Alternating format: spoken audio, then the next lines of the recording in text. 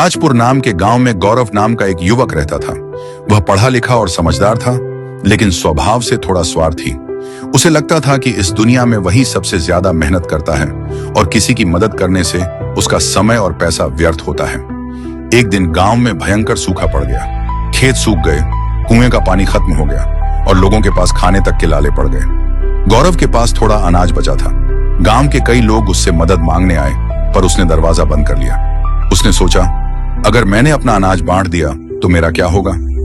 रात को जब वह सोने लगा तो उसे एक अजीब सपना आया। उसने देखा कि वह एक सुनसान जगह पर अकेला खड़ा है।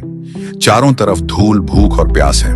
तभी एक बूढ़ा साधु वहां आता है और कहता है, बेटा, इंसान का असली धन उसकी अच्छाई है। तू जितना बांटेगा उतना बढ़ेगा। गौरव ने साधु की बात को अनदेखा किया और आंख खुलते ही उसे हंसी आई। लेकिन उसी दिन उसने देखा कि उसका पड़ोसी रामू, जिसके पास बहुत कम था, वह भी अपने घर का आधा आटा एक भूखी औरत को दे रहा था। रामू के चेहरे पर एक अलग सी शांति थी।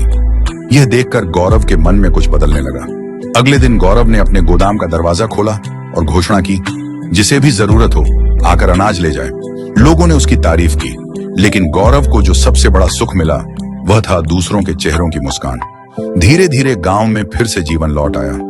बारिश आई, फसलें उगाईं।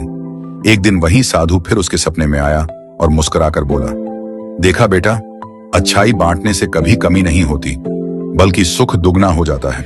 गौरव ने सिर झुकाकर कहा, सच्चा सुख देना है, लेना नहीं। उस दिन से गौरव का जीवन बदल गया। वह गांव का सबसे दयालु और सम्मानित व्यक्ति बन गया। Like and subscribe a channel for more updates.